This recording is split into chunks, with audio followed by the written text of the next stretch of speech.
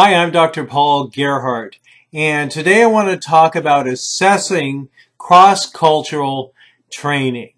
Now, I've been doing training for about 15 years now, and every time I do it, the experience is different. You know, when you're working with people of different cultures and different types of organizations and in different settings, it's always going to change the dynamics of how things are learned and the processes that take place. And so good training actually starts with being very clear on learning objectives. That's where it always starts. So you're working with leaders within the organization and the employees to figure out what needs to be learned, where are the gaps, and how can you reinforce the learning to make sure that true learning took place and behaviors are changed.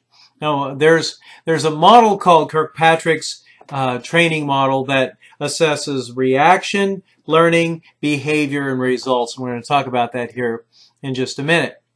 When I am doing training, one of my favorite activities involves, having a measuring tape and giving the instructions to people that they need to make sure that when they're working with their team in this training activity, that they are absolutely honest, they're practicing absolute integrity, they're giving their very best, and they're being accurate.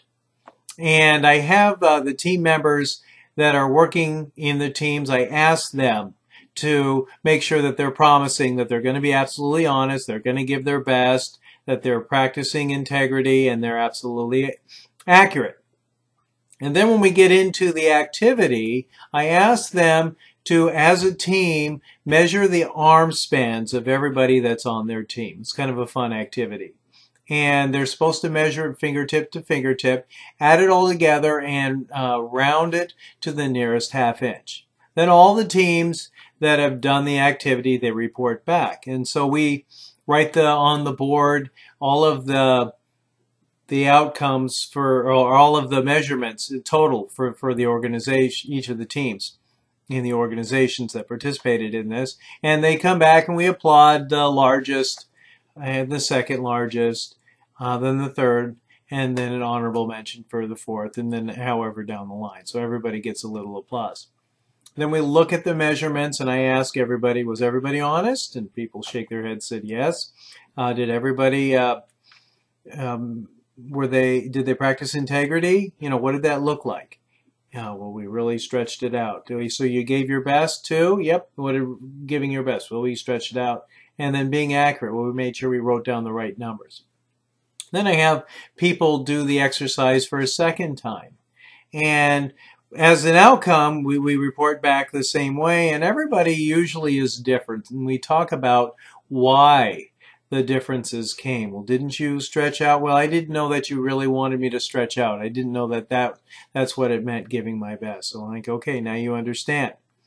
And, well, I was a little confused. Were we supposed to round up for each person or just at the end? Okay, so you didn't listen exactly to the instructions. And so there's a lot of conversations that take place. But the bottom line is most people think that they're giving their best. And sometimes when they're working in a training, they really are not listening to all the instructions or processing things, because we all process things at different rates.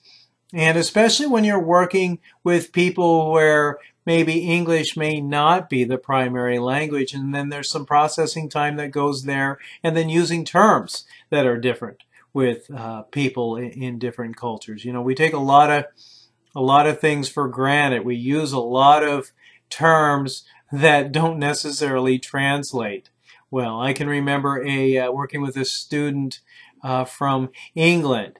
And she talked about how when she came here from England as a young girl, she asked her teacher for a rubber. Well, in America, rubber means one thing, and in England, rubber means eraser. So, and just a very simple example of how sometimes in different cultures we use terms that are perceived very differently. And that's an important concept to remember when you're working with people cross-culturally. Most people have really good intentions, but getting everybody to the table to really understand and achieve mastery in changing behaviors, that's a little different story. So here are some tips that I have found to help when doing cross-cultural training. Clear expectations.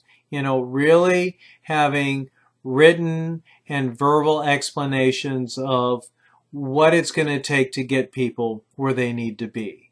So people have to be on the same page, step by step and big picture. And so when we talk about Myers-Briggs, for instance, we know that there are people that want the bottom line then to be let loose, and then there are people who need step-by-step instructions. And so as trainers, we need to make sure that we're considering all types of people and making sure that we're delivering training that meets those needs. Involving people, helping make sure everybody that is in the training process feels like they're involved and valued. All people want to be appreciated. So that means praising people when they're doing good work and coaching people in a respectful way to help them get to where they need to be. Trainings cannot be just talking.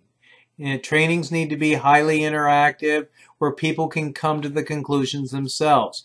In cross-cultural trainings, it's the debriefing section. In regular trainings, the debriefing of the activities involved in the training that really helps clarify whether or not people understood what was expected of them or not. And we need to know that people have different processing times. So take the time to make sure that people have time to reflect on what took place. How can you see and they see that they met the objectives of the training? You've got to model what needs to be expected. Let me show you how this is done, then I want to watch you do it. That's good, but give this a try. What do you think about this? Does this look the same as this? Does your outcome look the same as my outcomes? Those types of conversations need to take place. Sometimes, especially when you're dealing with people where English is a second language, they may be embarrassed that they don't understand things as effectively. And so when you say, do you understand? And they say yes, that doesn't necessarily mean yes, I understand. Yes could mean I don't want you to think I'm stupid, or I don't want you to think I wasn't listening to you.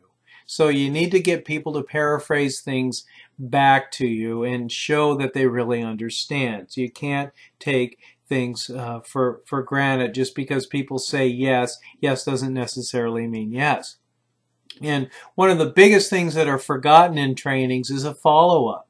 When you're trying to change behaviors, it takes about 30 days of constantly doing things before it becomes their own. If they had old ways of doing things, those need to be broken away by practicing a changed behavior. So in Kirkpatrick's model, you have to watch all the different levels in training. The first one is reaction. How are people receiving the training? It should be a positive experience where people want to be there. And sometimes getting people to want to be there is they need to understand the what's in it for them. Sometimes it's consequences. If you're not here, your boss is going to be angry. And that's not, that's coercion. And that doesn't make it fun. So trainings need to be fun.